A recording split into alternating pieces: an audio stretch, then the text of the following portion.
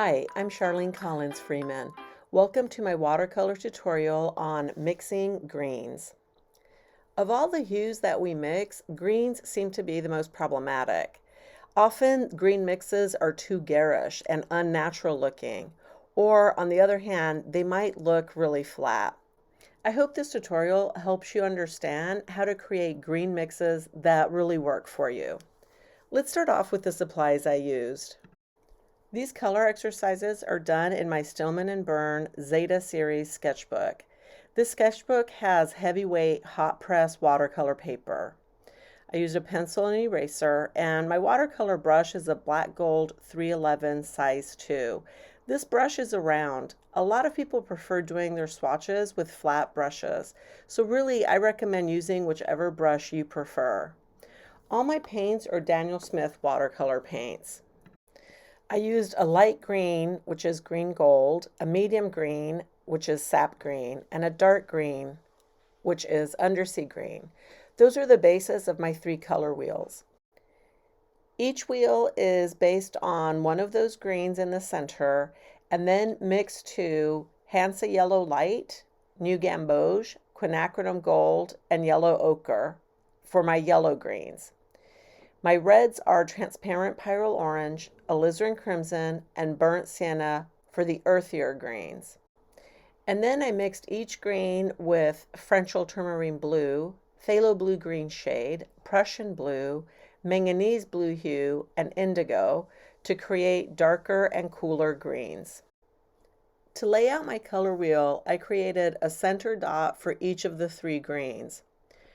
Around that center dot, I made smaller dots for each of the colors I will use to mix. This row of colors is still unmixed. And outside of that, I created larger dots that show us the results of mixing that central green with whatever color it is next to. Take a moment to study these layouts and then lay out your own color wheels. I'll give you a quick demonstration of how I paint these in. One of the most important factors is the consistency of your paint.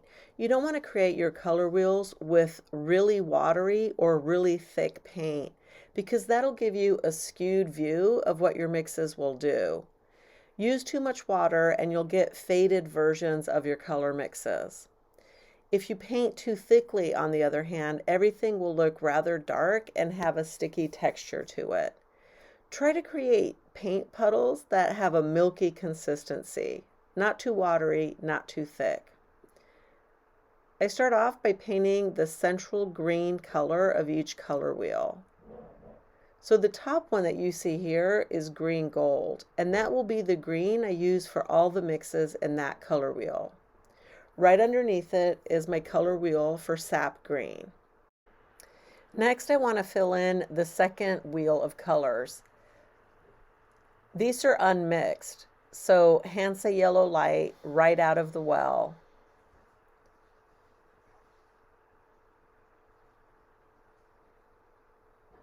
I decide to mix my Hansa Yellow Light with my green gold here to fill in the first mix circle. So you can see on that top wheel, I am mixing Hansa Yellow Light with my green gold. And that creates the mix that I put on the outer edge of my color wheel. I do keep a pretty clean palette as I do this, or else it would be really easy to put my brush into the wrong mix. I start off again with New Gamboge, and I paint that second tier of colors in first. Just New Gamboge, neat, not mixed with anything.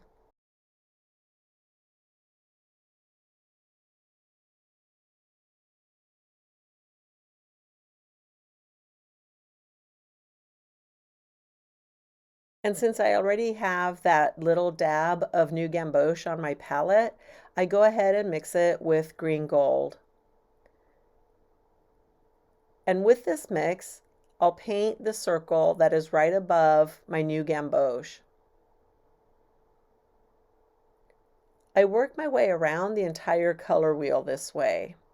If you find it confusing that I'm doing the green gold and the sap green at the same time, You don't have to do that. You can just do one wheel at a time.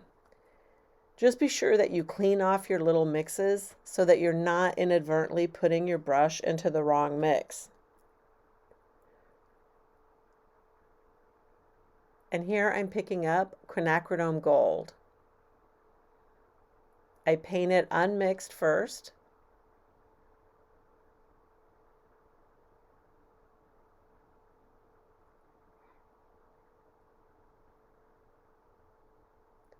And since I have that little dab of unmixed Quin Gold on my palette, I go ahead and add green gold to it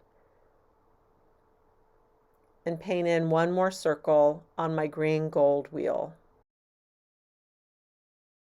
And you can already start to see the different color mixes that are showing up on the color wheel with green gold on top of my page. I follow this system throughout, adding transparent Pyrrol orange, Alizarin Crimson, and all the other colors. I continue to just mix with my green gold. I think it would get really confusing for me to create green gold mixes and sap green mixes at the same time.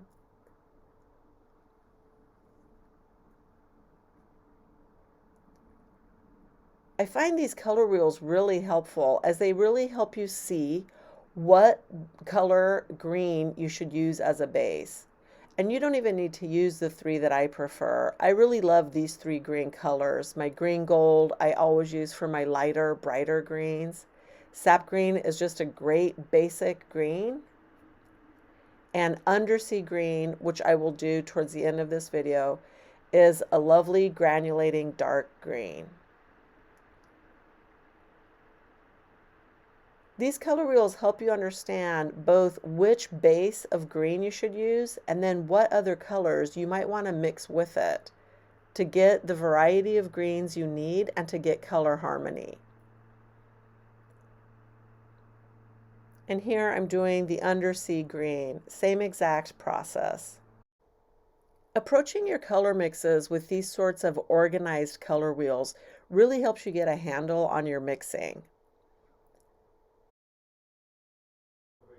Here are the three color wheels. They're completed, and I'm only really exploring green gold, sap green, and undersea green here. You could certainly do these kinds of wheels with all of your greens as the base. In addition to the color mixes we get, try to keep in mind also values, the light, middle, and dark greens. Of course, you can play with one color mix and add more or less water to create light, middle, and dark values. But I also like to use different greens altogether to create this variety of values. For example, in this little stripe that I'm painting now, you see that I started with green gold and then I paint sap green right into it before it's had a chance to dry. And now, before my sap green has a chance to dry, I'm painting undersea green right into it. I recommend painting these kinds of stripes when you're trying to figure out which greens to use for your light, middle, and dark tones. I hope you've enjoyed this tutorial and that it can simplify for you the process of learning how to mix greens. As always, thanks for joining me.